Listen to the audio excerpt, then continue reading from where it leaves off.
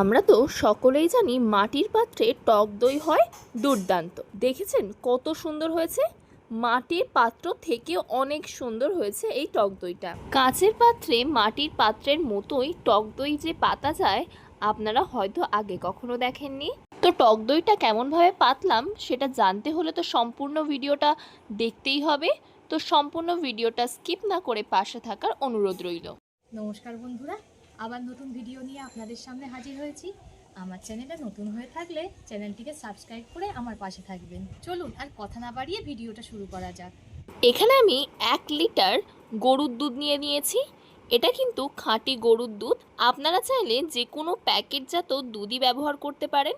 এখানে আমি একটা ছাঁকনির সাহায্যে দুধটাকে ছেঁকে নিলাম। এখানে আমি 50 গ্রাম পরিমাণ টক দই নিয়ে নিয়েছি 1 লিটার দুধের জন্য। এটাকে অনেকে বীজ দইও বলে থাকে। একটা ছাঁকনির সাহায্যে দইয়ের ভেতরে যে জলটা থাকে সেটাকে ছেঁকে নেব। গরমের দিনে টক দই খাওয়া কিন্তু শরীরের পক্ষে অনেকই ভালো। এই রেসিপিটা একবার দেখে কিন্তু আপনারা বাড়িতেই খুব সহজে টক দই বানিয়ে নিতে পারবেন। আর টক দই থেকে যে জলটা বেরিয়েছে সেটা কিন্তু আমি ফেলে দিলাম। অন্য আরেকটা পাত্রে এটাকে আমি ঢেলে নিলাম। বাড়িতেই যদি এত সহজ পদ্ধতিতে টক দই বানানো যায় তাহলে তো আর বাজার থেকে কেনার কোনো প্রশ্নই উঠছে না। এবার টক দইটাকে খুব ভালো করে ফাটিয়ে নিতে হবে। আর বীজ দইটা এমনভাবে ফাটাতে হবে যাতে তার মধ্যে কোনো দানা দানা ভাব না থাকে। এবার আমি খুব ভালো করে এটাকে ফাটিয়ে নেব। আপনারাও হাতে অনেক সময় নিয়ে কিন্তু এটাকে আস্তে আস্তে ফাটিয়ে নেবেন। আমি যে দুধটাকে ছেঁকে নিয়েছিলাম সেটাকে এবার গ্যাসে গরম হতে বসিয়ে দিয়েছি।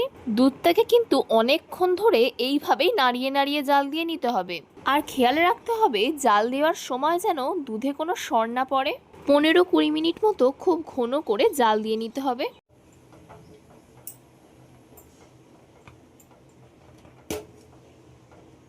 আপনারা কিন্তু বুঝতেই পাচ্ছেন আমি 1 মিনিটের জন্যও নাড়া বন্ধ করছি না। এইভাবেই অনেকক্ষণ ধরে জাল দিলে কিন্তু দইটা খুব ভালো পাতবে।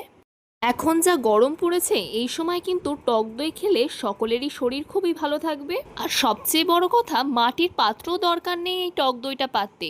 যে কোনো কাঁচের পাত্রে কিন্তু আপনারা এই টক দইটা পেতে নিতে পারেন। আর একটা কথা তো বলতেই ভুলে গেছিলাম, আমার চ্যানেলে নতুন হয়ে থাকলে চ্যানেলটিকে সাবস্ক্রাইব করে আমার পাশে থাকার অনুরোধ রইল।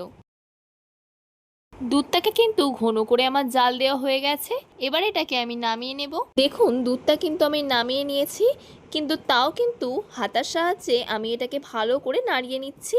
আর এবার এটাকে ঠান্ডা করে নেব। এইভাবেই নেড়ে নেড়ে ঠান্ডা করে নিতে হবে।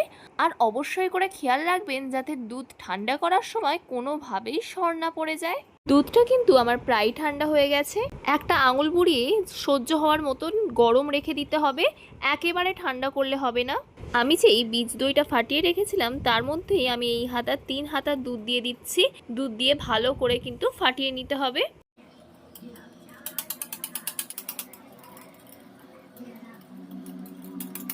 এই দুধ দিয়ে ফাটিয়ে রাখা বীজ টক দইটা কিন্তু আমি এর মধ্যে এবার দিয়ে দিচ্ছি। হাতার সাহায্যে কিন্তু বাটির দুধটাকে আবার একটু ভালো করে নাড়িয়ে নিতে হবে।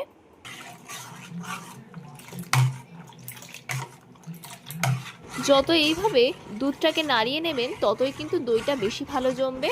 অনেকের আছে দই পাতলে দই ভালো করে জমে না। এইভাবেই অনেকক্ষণ ধরে নাড়িয়ে নেবেন তাহলে কিন্তু দইটা খুব ভালো জমবে।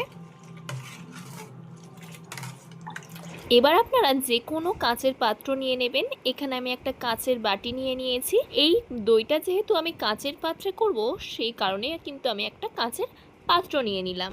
এবার দই মিশিয়ে যে দুধটা রেখে দিয়েছিলাম সেটা কিন্তু আমি এই বাটির মধ্যেই দিয়ে দিলাম। আপনারা অবশ্যই লক্ষ্য রাখবেন যে কোনো পাত্রেই তৈরি করতে গেলে পাত্রের মুখটা যেন অবশ্যই করে ঢেকে দেবেন। এখানে আমি একটা কম্বল নিয়ে নিয়েছি। বাটিটাকে এবার এই কম্বলের উপরে বসিয়ে দিলাম। এবার আমি কম্বলটা চাপা দিয়ে দেব। এটাকে আমি 10 ঘন্টা এইভাবেই চাপা দিয়ে রেখে দেব। দই সাধারণত 10-12 ঘন্টার মধ্যে জমে যায়। এই দই ঢাকা দিয়ে রাখার সময় যেন একদম নাড়াচাড়া করবেন না। অনেকেই আছে বারবার খুলে দেখেন যে দই জমেছে কিনা, তেমন করলে কিন্তু দইটা ভালো জমবে না। 10 ঘন্টা পরে কিন্তু আমি কম্বল থেকে দইটাকে বার করে নিলাম। আপনাদের 10 ঘন্টা পরে বাটির ঢাকনাটা খুলে দেখাচ্ছি। দেখুন কত দারুণ জমেছে দইটা। এমন দই যদি বাড়িতেই বানানো যায় তাহলে দোকান থেকে দই কিনে খাওয়ার তো আর কোনো প্রশ্নই ওঠে না। আপনাদের দইটা কেটে দেখাচ্ছি, দেখুন কতটা দারুণ হয়েছে।